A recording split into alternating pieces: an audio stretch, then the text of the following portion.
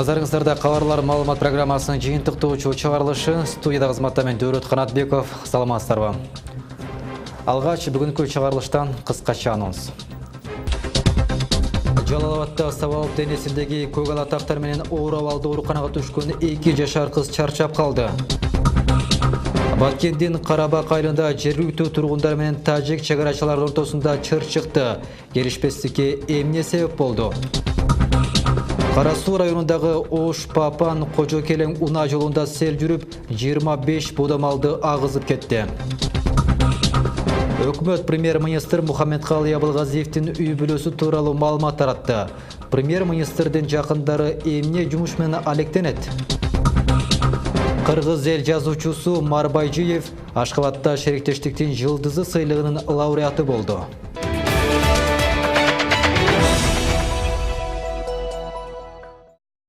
Жалал-Абадта жакындары тарабынан ур токмокко кабылганы айтылган 2 жаштагы кыз ооруканада көз жумду. Буга чейин аталган окуяны милиция ден соолукка анча оор эмес зыян келтирүү катары кылмыштардын жана жоруктардын бирдиктүү рейстерине каттаган болчу. Нарисе 20 май күнү денесиндеги оор жаракаттарынан өзүнө келбей жатып жан бергени кабарланды. Бирок азырынча ага эч ким жоопкерчилик тарта элек. Теманы Жалал-Абадтан кабарчыбыз Кабылбек Көчкөнбай уулу баяндайт. Ургамын, бир-эки жол ургамын. Андан башка мен неме кылганым жок. 7 май күнү оор абалда Жалал-Абад облустук ооруканасынын жандандыруу бөлүмүнө келген наристе 20 май күнү түштөн кийин жан берди. Дарыгерлер анын мээси өтө катуу жабыркагандыгын жана денесинин дээрлик бардык бөлүгүндө көк ала тактар бар болгонун белгилешүүдө. Бул келгенде эле акыбал оор болчу, ошонун бойдон өзүнө келген жок, комадан чыккан жок. Башынан отек, баш мээси ишип кеткен, закрытый травма болгон, башынан ошо денелеринде бүт майда тактар болгон, ушиб деп коебуз. Вот ошо кандайдыр бир жыгылганданбы, кандайдыр бир нерседенби ошо көгөрүп калган жактары көп болгон. Буга чейин оор абалда жаткан Айшаны өгөй тайнеси сабаган болушу мүмкүн экендиги айтылып, милиция ден соолукка анча оор эмес зыян келтирүү катары каттап, сотко чейинки өндүрүшкө алган. Бирок наристе чарчап калганына карабай, бул берени азырынча өзгөртүлө элек. Муну Жалал-Абад облустук ички иштер башкармалыгынын басма сөз кызматы мындайча түшүндүрүүдө. Тергөө кызматы тарабынан соттук медициналык экспертиза дайындалды. Учурда соттук медициналык экспертизанын жыйынтыгын күтүүдөбүз. Ошол соттук медициналык экспертизанын жыйынтыгына карап, анан тергөөнүн өзгөрүшү мүмкүн. Ошол тергөөнүн мындан кийинки жүрүшү боюнча экспертизанын жыйынтыгы менен силерге дагы кошумча маалымдайбыз. Ал эми каза болгон 2 жаштагы кыздын Орусияда иштеп жүргөн апасы да Кыргызстанга келип, кызынын ооруканага кандай жагдайда түшүп калганын териштирип берүү боюнча милицияга арыз жазган. Бирок бул өткөн окуя жана үй бүлөсү тууралуу айтып берүүнү каалабады. Каза болгон 2 жаштагы наристени буга чейин тайнеси сабаган болушу мүмкүн экендиги айтылган болчу. Бул боюнча тайнесинин өзүнөн пикир алуу үчүн үйүнө келип, бирок үйүнөн таба алган жокпуз. Ал эми жакын коңшуларынын бири атына табоо шарты менен таята тайненин неберелерине болгон мамилеси жакшы болгонун айтып жатат. Бул жеңил кандай айтсам, даже мындай башка соседтерге караганда да очень мындай спокойный аял болчу. Анан неберелери даже экөө экен, ошо айтып атам го, интернеттен билдик. Андай тең эле карагандай эле болчу эле. Аябай мындай жакшы карайт эле. Андан бир күн мурда эле шындап эле күйөөмө дагы айтып аткам, мындай неберелерин карап атат, жакшы аял депчи. Учурда бул боюнча социалдык кызматкерлер акыйкатчынын Жалал-Абад облусундагы өкүлчүлүгү да иш алып барууда. Белгилей кетсек, Сузак районунун Көк Арт аймагында эле 400гө чукул мигранттын балдары каттууда турат. Бирок жыл башынан бери облус аймагында мигранттардын балдарына, анын ичинен наристеге зомбулук көрсөтүлүп, ал каза тапкан учур алгачкы рет катталууда. Кабылбек Көчкөнбай уулу, Тынчбек Доолдаев, Жалал-Абад облусу. Баткендин Карабак айылында жергиликтүү тургундар менен тажик чегарачылардын ортосунда чыр чыкты. Окуя кечээ айылдагы эски мазар чөлкөмүндө катталганын чегара кызматы бүгүн кабарлады. Алынган билдирүүлөргө караганда айыл эли шаймандарын коюп келген чегарадагы сарайдын каалгасын белгисиз бирөөлөр бузуп талкалаган. Аны оңдоого барган Баткендин тургундарына тажик чегарачылары тоскоолдук кылган. Кыргызстандын чегарачылары окуя болгон жерге келип, тажикстандык кесиптештери менен сүйлөшүүлөрдү жүргүзгөн. Натыйжада кыргыз тарапка сарайдын каалгасын оңдоого жана мындан ары пайдаланууга уруксат берилген. Маалыматка ылайык, бул сарай кыргыз-тажик чегинин болжолдуу сызыгынын 5-6 метр Тажикстан тарапка жайгашкан. Чөлкөм белгіленген емес. Факт жүзүндө гана Карабак айылынын эли пайдаланып келген. Тажик тарап аталган жерде кызмат өтөгөн чегарачыларга ал эми Кыргызстандын чегарачылары жергиликтүү бийлик менен биргеликте элге түшүндүрүү иштерин жүргүзгөн. Кара Суу районундагы Ош-Папан Кожокелең унаа жолунда сел жүрүп, жергиликтүүлөрдүн 25 будамалын агызып кетти. Бул тууралуу өзгөчө Кырдаалдар министрлигинин маалымат кызматынан билдиришти. Кырсык болгон жерге министрликтин Ош облустук башкармалыгынын ыкчам тобунан 27 куткаруучу барган. Мындан тышкары жергиликтүү 20 тургун тартылган. Маалыматка ылайык өзгөчө Кырдаалдар министрлигинин кызматкерлери менен айыл тургундары селге агып өлгөн малдын өлүктөрүн Папан айылындагы жайытка көмүшкөн. Папан суу сактагычындагы таза сууга сел кошулуп кетсе, Ошто таза суу берүү убактылуу токтотулат. Бул көбүнчө жаан жааганда болот. Анткени сел менен кошо ыпыр-сыпыр ылай суу кошулгандыгы сууну токтотууга мажбурлайт. Андыктан Ош шаарында таза суу күтүлбөгөн күнүн айрым учурда эскертүүсүз өчүп калышы турган кеп. Муну бир канча ирет чечүүнүн жолдору каражат менен дагы табылган, бирок майнап чыккан жок. Темага кенен кесиптешим Жусупбек Кошмат уулу токтолот.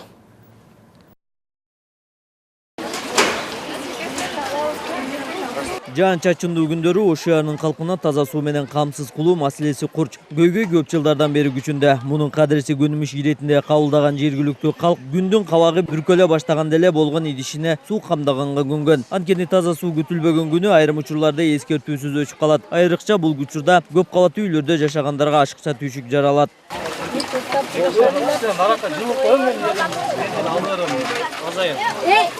Шаарда таза суу өчкөн күнү калаанын аба айбагындагы булактан суу алгандардын кезеги көбөйөт. Мында булактын абалында көңүл жылытпай калат. Анткени суу булганат, бирок ага да көңүл бурулбай, сууга болгон муктаждык күчөйт. Бул жакта суулар булганып турат да. Бул жакта көп адамдар алып атышат. Аябай жиним келди мен дагычы. Бирок азыр деле алайын десем көпчүлүк турат, ошон үчүн очередте күтүп турам мен. Келгенимге бул жакта 1,5 саат болду. 1,5 сааттан бери турам. Мен өзүм роза адаммын. Бул жакта элдер мына тупулдап өчүрүп карабастан бири бакырды алып атат, бири бачокду алып атат. Мен мына 2 бачок менен келдим, мына бир бакыр колума турат, али мага өчүп дейли. Бизде постоянно суу төгөндө ишке келебиз. Мен Зайнабиновда жашайм. Ошол жактан ушул жака келем. Ичкенге үйдө суу жок, ушул жака келип алабыз. Акбура дарыясына ылай суу кошулганда заматта суу токтойт. Ал суу тунубаса профилактикалык иштер бир аптага жылышы мүмкүн. Каладагы 300 миңдей тургунга суткасына 150 метр куб суу керек. Ал эми Ош шаар суу канал ишканасынын суу сактоочу резервдик жайынын көлөмү 44 миң метр кубту түзөт. Бул көрсөткүч менен үзгүлтүксүз калкты суу менен камсыз кылганга мүмкүн эмес. Бул көйгөйлүү маселени эми Ош шаарынын жашоочуларынын бардыгы эле билет. Бул биз баягы ачык дарыядан алгандыгы үчүн бизде ушундай проблема, көйгөйлүү маселе бүгүнкү күндө бар. Таза суу менен камсыздоо боюнча да. Бул маселени чечүү максатта бир топ иш чаралар аткарылып келген буга чейин дагы.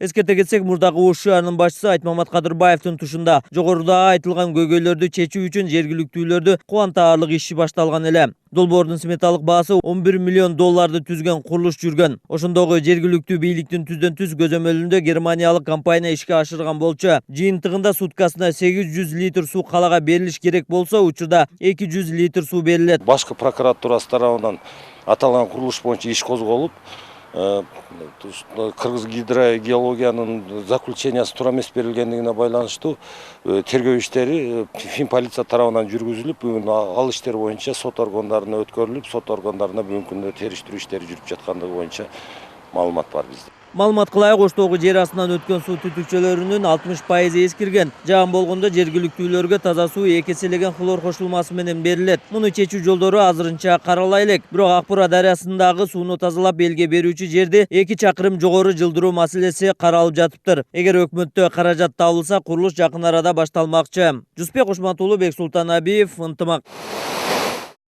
Ош шаарында мыйзамсыз курулуштар боюнча рейд жүргүзүлдү. Анда Масалиев көчөсүндө жайгашкан имараттын курулганы мыйзамсыз экени аныкталды.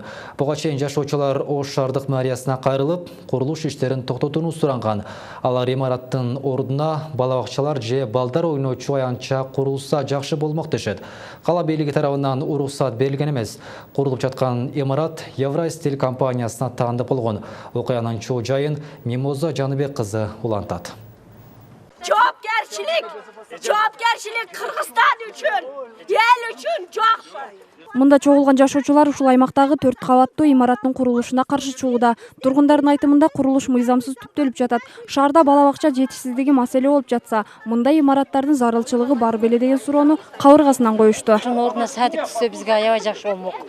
Бул деген мыйзамга, талапка жооп бербеген үй. Кудай сактасын, эгерде землетрясение боло турган болсо, бул үй мына биз турган 2 домду басып кала турган үй да. Жашоочулар буга чейин кала бийлигине, архитектура бөлүмүнө арыз жазып, бир нече ирет кайрылышкан. Бирок ага карабастан курулуш улана берген. Мындан улам бармак басты, көз кысты болуп жатканына шаардыктардын ичи чыкпай жатат. Действительно көп мешать этип атат, нар жака көлөккө түшүрүп атат экен, зак болуп атат экен, а уже коммуникациясын айтпай эле коелу. Башла эми токтот дегенде токтолуш керек эле, законго баш ийиш керек эле. Элдердин топтолгону туура эле болуп атат деп ойлойм. Ал эми тиешелүү тарап бул иш азыр соттун чечими менен мыйзамдуу түрдө чечилет деп билдирди. Представителя фирмы там алып келди, урматтуу тургундар. Да, Евростилдин представительке мен айттым азыр эжеке, сиздин көзүңүзчө айттым. Мына элдин көзүнчө айтып атам. Ишти бүгүндөн баштап токтоткун деген. Азыр жогорку сотко бериптир. Жогорку соттун чечимин дагы Кудай бурса биз токтотуу боюнча там калтырышка мына городской чечимдин городской соттун, областной соттун чечимин күчүндө калтырганы биз аракет кылабыз. Курулуш иштерин колго алган Евростиль компаниясынын юристи чогулган жерде так маалымат берүүнү эп көргөн жок. Бүгүн эл чогулганынан кабары жок экенин айтып, жаңы гана иш баштап жатканын белгиледи. Башка күнү маалымат жыйын уюштурсаңар, барын айтып берейин деген убадасын берди. Маалыматтар тактайын, анан сиздерге эме кылып берейин. Эми спонтанно эле. Мен бизде кабарыбыз болгон жок да. Сиздер бүгүн келет деп мындай эме кылып туруп. Сиз бүгүн Тургундардын айтымында аталган аймакта 6000ден ашуун жашоочулар бар. Алардын баары топтолуп, бул иш боюнча арыз жазып президентке жөнөткөнүн айтышты. Мимоза Жаниё кызы, Бексултан Абиев, Ынтымак. Ошто мектеп окуучуларына бүтүрүү кечелеринде унаалар менен кортеж уюштурууга тыюу салынган. Агалой Ош облустук жол кыймылынын коопсуздугун камсыздоо башкармалыгы иш-чараларды өткөрүүдө. Алар айдоочулар менен жолугушуп, кортеждерге уруксат жоктугун түшүндүрүштү.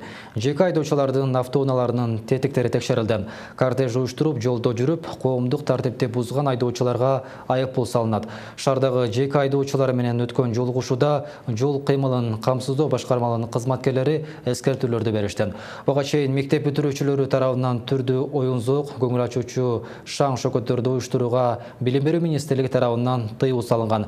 Эгерде кортеж уюштурулуп, жол кыймылы убагында кооптулук жаралып, коомдук тартип бузулса, Кыргыз Республикасынын бузуулар жөнүндөгү кодекстин 124-беренесине ылайык 7500 сом айыппулу салынат. Былтыркы жылкы бүтүрүү майрамы күнү жол кыймылынын камсыздоо кызматкерлери тарабынан атайын күздөө рейд өткөн. Анда кортеж уюштурулуп, коомдук тартипти бузган 5 факт аталган. Анын негизинде ар бир баш ийбеген тараптарга 5000 сомдон айыппул салынган. Жана айтып кеткендей, автоунаалардын колоннасы менен жаратылышка чыгып эс алуу учурунда жол кыймылынын коопсуздугун сактоо, ошондой эле коомдук тартипти бузбоо максатында ушу жеке жүргүнчү ташуу менен алектенген айдоочулар арасында түшүндүрүү иштери жүргүзүп жатабыз. Ошол акыркы коңгуроо, андан кийин аттестат берүү, аттестат тапшыруу аземдери бар. Ошолор учурунда ушул окуучулар тарабынан ушундай иш-чаралар уюштурулат, ошолорго жол бербөө максат. Өкмөт премьер-министр Мухаммедкалый Абылгазиевдин үй бүлөсү тууралуу маалымат таратты. Анда өкмөт башчысы жөнөкөй үй бүлөдөн чыкканы, бир туугандарынын баары жөнөкөй кызматта эмгектенери, айрымдары ардактуу эс алууда жана үй кожойкелери экендиги айтылган. Агасы Калыйнур Абылгазиев жубайы экөө тең ардактуу эс алууда. Уулу соода тармагында, бир кызы тигүүчү, экинчиси үй кожойкеси. Содонбек Абылгазиев, журналист, акын, жазуучу, учурда жеке ишканалардын биринде кароочу, жубайы мугалим, кызы жеке ишкерчилик менен алектенет, уулу студент, энергетика багыты боюнча билим алат, кызы мектеп окуучусу. Айнура Дүйшекиева ардактуу эс алууда, жолдошу ден соолугуна байланыштуу мүмкүнчүлүгү чектелген, Кочкордо жашашат. Жылдыз Абылгазиева, мугалим, учурда курулуш тармагында жөнөкөй курулуучу болуп эмгектенишет, кызы үй кожойкеси. Азиз Абылгазиев Саламаттыкты сактоо министрлигинин дары-дармек каражаттары жана медициналык техника департаментинин баңгизаты мыйзамдуу түрдө айлантуу бөлүмүнүн башчысы, жубайы врач. Уулдары банк катарда кызматкер болуп эмгектенишет. Кызы каржы тармагында иштейт. Күйөө баласы Кыргыз почтасы мамлекеттик ишканасында директордун орун басары кызматын аркалап келет. Өз ишин ар кандай мекемелерде, мамлекеттик байланыш комитетинде катарда кызматкерден баштап программист. Кундуз Абылгазиева шаардык ооруканаларда улук медайым, жолдошу суу чарбасында мурап болуп эмгектенет. Уулдары муниципалдык кызматта жана жеке ишканада иштешет. Премьер-министрдин атасы Дүйшекке Абылгазиев улуу атамекендик согуштун катышуучусу. Экинчи топтогу майып, убагында укук коргоо органында, партиялык кызматында эмгектенген. Быйыл күзүндө 100 жашка чыкмак. Ал эми апасы Жеңилдик Абылгазиева үй кожойкеси, учурда 85 жашта. Өкмөт башы менен бирге жашайт. Эскерте кетсек, буга чейин өкмөт башы Мухаммедкалый Абылгазиевдин жогорку кызматта иштеген бир тууган бажасы жана анын уулуна байланыштуу коомчулук тарабынан катуу сын айтылган болчу.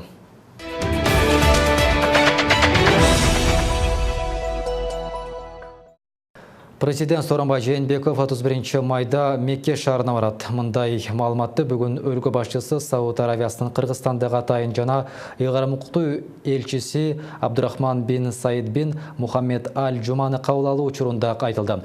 Бул тууралуу президенттин маалыматтык саясат бөлүмү кабарлады. Жолугушууда элет жерин таза суу менен камсыз кылуу, жаңы ооруканаларды, мектептерди жана бала бакчаларды салуу иштери боюнча долбоорлорду ишке ашыруу маселелеринин айланасында пикир алмашуу болду. Элчи ушул жылдын 31 майында Мекке шаарында өтө турган Ислам кызматташтык уюмунун 14-чү саммитине Сауд Аравиянын королу Салман бин Абдель Азиз Аль Саудтун чакыруу катын тапшырды. Президент Сооронбай Жээнбеков чакыруу үчүн ыраазычылык билдирип, Ислам кызматташтык уюмунун саммитине катыша тургандыгын билдирди. Кыргыз эл жазуучусу Марбайжиев Түркменстандын Борбору Ашкабад шаарында өткөн илимий жана чыгармачыл интеллигенциянын 14-чү форумунда шериктештиктин жылдызы сыйлыгынын лауреаты болду. 2009 жылдан бери илим, билим, маданият, туризм, спорт багытында көз карандысыз шериктештик мамлекеттер арасында дүйнөлүк деңгээлде мыкты жыйынтык көрсөткөндөргө ыйгарылып келет. Бул жылы 9 мамлекеттен 14 адамга шериктештиктин жылдызы сыйлыгы ыйгарылып, эң башкы сапка Белоруссия чыкты. Ашкабад шаарында өткөн форумга биздин кабарчыбыз Авазбек Айтиев дагы катышып келген. Түркменстандын борбору Ашкабад шаарында КМШ мамлекеттеринин чыгармачыл жана илимий интеллигенция өкүлдөрүнүн 14-чү форуму башталды. Жалпысынан бул форумга 200 делегат чакырылган, алардын арасында кыргызстандыктар да бар.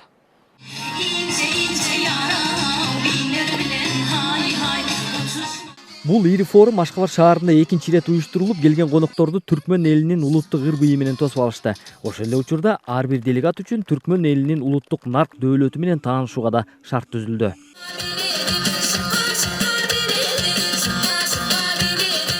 Бул форумга Кыргызстан, Армения, Азербайжан, Беларусь, Казакстан, Молдова, Тажикстан, Түркменистан, Өзбекстан, Украина жана Россиянын өкүлдөрү катышты.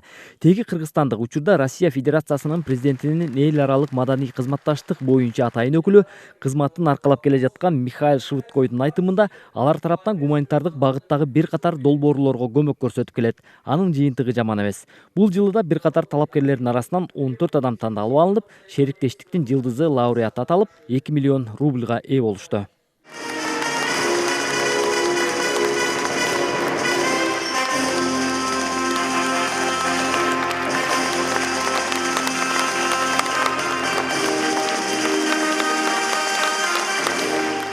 Мындай абройлуу сыйлыкка Кыргызстандан кыргыз эл жазуучусу Марбайжиев татыктуу болду. Бирок ал ден соолугуна байланыштуу өз сыйлыгын ала албады. Кыргызстандын маданият министринин орун басары Кайрат Иманалиевдин айтымында, шериктештиктин жылдызы сыйлыгына Марбайжиевдин тандалып алынышы туура чечим болгон. Быйылкы жыл китеп жылы деп жарыяланган экен. Ошол жылга карата көбүнчө акын жазуучулар, чыгармачыл инсандар көбүрөөк алды. Бизден дагы атайын биз сунуш кылган Кыргыз Республикасынын эл жазуучусу Марбайжиев көргөзүлгөн. Биз дагы министрликтен бир топ кандидатураларды карап, талкуулап, анан ушул Марбайжиевдин ошол биздин шериктеш мамлекеттерге кеңири белгилүү драматург экенин эске алып туруп көргөзгөнбүз. Анткени Байжиевдин чыгармалары дүйнөнүн 30дан ашуун театрларына коюлган. Мамлекеттер 30дан ашуун мамлекеттердин театрларына коюлган. Баш аягы 200-300 театрга коюлду. Бул кишинин чыгармалары өтө эле көп тараган. Ошон үчүн биз Марбажиевдин ордун эске алып, анын үстүнө бул киши акыркы мезгилде Манас эпосунун 3 илдигин орус тилине дагы которду. Ошол китебин дагы сунуштаганбыз. Анан атайын комиссия карап көрүп, Марбажиев татыктуу деп табылган. Ар бир форумга Кыргызстандан өкүлдөр калбай катышып келет. Бул жолкусунда КМШ мамлекеттер аралык гуманитардык кызматташтык кеңешинин жыйынында да бир катар маселелерди чечкени жетише алышты. Биздин ишмерлердин бири-бири менен пикир алышканга булар чоң мүмкүнчүлүк түзүп берди. Мына биз дагы ушул жолу канчалаган өлкөлөрдүн тажрыйбаларын көрдүк, алардын өнүгүүлөрүн угуп атабыз. Бул жагынан абдан чоң пайда болду деп эсептейм. Бул форум 2006 жылы алгачкы жолу өткөрүлгөн. Андан бери КМШдагы ар кайсы шаарда өткөрүлүп келет.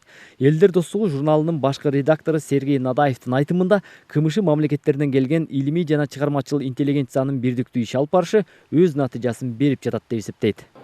На моей памяти, наверное, лучший форум. Жылдан жылга бул форум өзгөчөлөнүп, жакшырып баратканы байкалат. Кызыктуу адамдардын катышкандыгы, ошол эле учурда улам алардын санын көбөйүшүнөн байкасак болот. Буга балким өткөргөн жердин же уюштуруу ишиндеги тажрыйбасын артып баратышы таасир бериши мүмкүн. Бул форумдан көп нерселерди алса болот. Форумдун салтына көрө 2020 жылы Казакстандын Шымкент шаары маданияттын борбору деп аталды. Ал эми кийинки жылы 15 форумду өткөрүү үчүн Өзбекстанга сунуш берилди. Соңунда достукту бекемдөө максатында гуманитардык багытта алакаларды дагы да күчөтүү үчүн бирдиктүү резолюция кабыл алынды. Авазбек Айтиев, Шавкат Умаров, Кабарлар, Ашхабад шаары. Бүгүн Ош шаарында энелер күнү белгиленди. Иш-чарага ден соолугу начар, аз камсыз болгон үй-бүлөлөрдөн апалар чакырылган. Жыйындын жүрүшүндө шаарда кеңештин төрагасы Жапар Ормонов энелер байрамы менен куттуктады. Аны менен бирге 1000 сомдон акчалай белек жана азык-түлүк берилди. Салтанат жылдагыдан өзгөчөлөнүп, мүмкүнчүлүгү чектелген жарандар сыйланды. Белгилей кетсек, Ош шаарында каттоого алынган 500 баатыр эне бар. Бирок бул көрсөткүч жылдан жылга өсүп жатат. Быйыл алардын катарына дагы 15 баатыр эне кошулган. Салтанаттуу жыйында 17 эне даңк төш белгиси менен сыйланды. Ден соолугунун мүмкүнчүлүгү чектелген балдарын үйдө карап отурган энелер жылда келе албай калчу эле. Бул жылы биз алардын баарын чакырдык. Ошондой эле өзүнүн ден соолугунун мүмкүнчүлүгү чектелген энелерибизди чакырып, ошолордун баарына сый берилди. Булардын баардыгына 1000 сомдон акчалай каражаты жана 5 сомдук ошол азык-түлүк продукциясы берилди. Мына ушундай кабарлар бүгүнкү программабызды жыйынтыктайт. Кечиңиздер жагымдуулансын. Алдыда ауа райы тууралуу маалымат бар. Саламатта калыңыздар.